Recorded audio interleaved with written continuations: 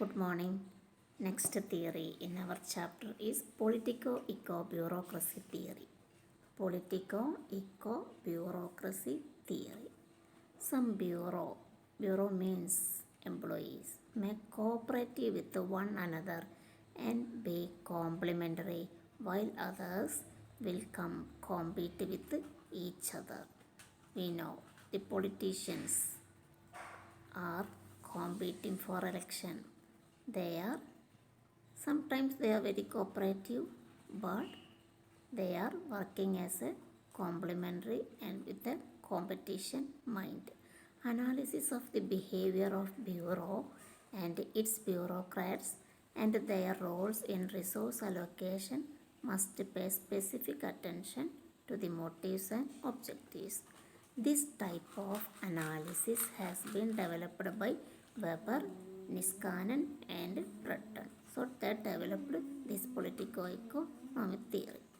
According to Weber, the bureaucrat is an administrator who observes the established set of administrative rules and carries them on unquestioning. This view is modified by Niskanen and Breton. Firstly, this theory is forwarded by Weber. According to Weber, the bureaucrat is an administrator leader who observes the established set of administrative rules and carries them out unquestioning.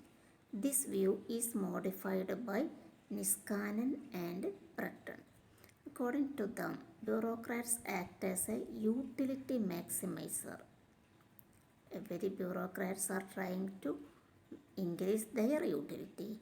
Utility function include his salary, size of staff working for him and their salary, public status, etc. So ministers are trying to increase their utility and increase their staff salary also. So they are trying for this.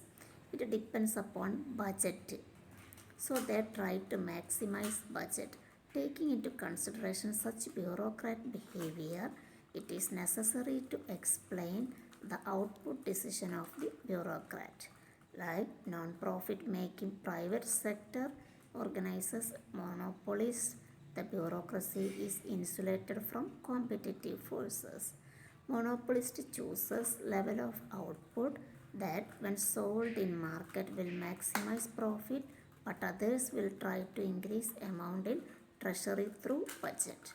Then there are some criticism for this theory, unable to reveal public choice. This theory gave only importance to behavior of bureaucrats. It is through this theory we cannot predict choice of the common people.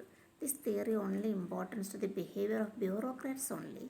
Then bureaucracy is an executive mechanism and not a decision making authority. It is only executive mechanism. They are not trying to make a good decision. This theory is purely political rather than an economic theory. The next concept is rent seeking and directly unproductive profit seeking activities. Rent seeking and directly unproductive profit seeking activities. These two concepts both focus attention upon individual or group economic behavior of rational, solipsist nature which nevertheless destroys rather than enhances the resources available to society. Rent-seeking theories are explanation for choice of the public preoccupation with monopoly power. Tulloch's target was government. He concentrated on studies of welfare laws from tariff or monopoly. He didn't use the term rent seeking, which was the contribution of Anne Kruger.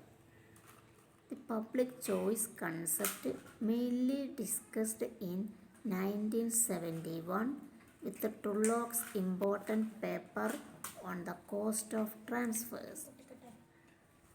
For transferring of one public good from one place to another have some cost.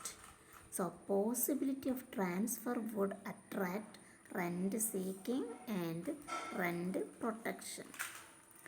Direct unproductive profit, in contrast, analyze the nature of competition over the predetermined transfer with the government.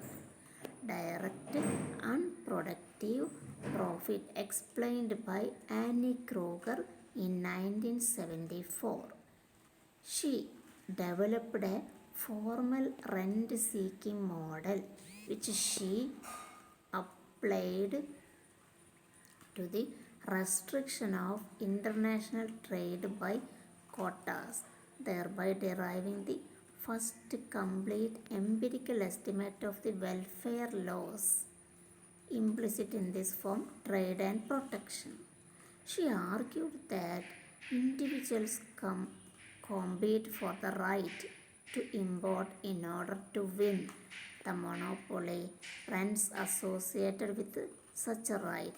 She mainly concentrated on international trade.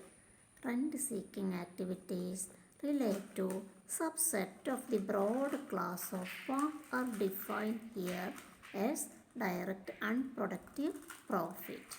It is concerned with lobbying activities are triggered by different licensing practice of the government. So, it is a two concept, rent seeking and directly unproductive profit seeking activities. Both focus upon the individual or group of economic behavior of nation or anything. Then rent seeking theory is explanation for choice of the public with monopoly power. Turlock, his target goal was government. He concentrated on the studies of welfare laws from the government with monopoly power. He didn't use the term rent seeking. Rent seeking actually is the contribution of Annie Kruger. The public choice concept mainly discussed in 1971 with the Turlock's important paper on the cost of transfer. We know when we are transferring the any goods from to another place, we need cost. So in the case of government also it will be same. Possibility of transfer would attract rent seeking and rent protection. Direct unproductive profit is a opposite case. Explained by Annie Kruger in 1974. She developed a formal rent seeking model which she applied in the restriction of international trade by quota. That we have already studied in the BA level.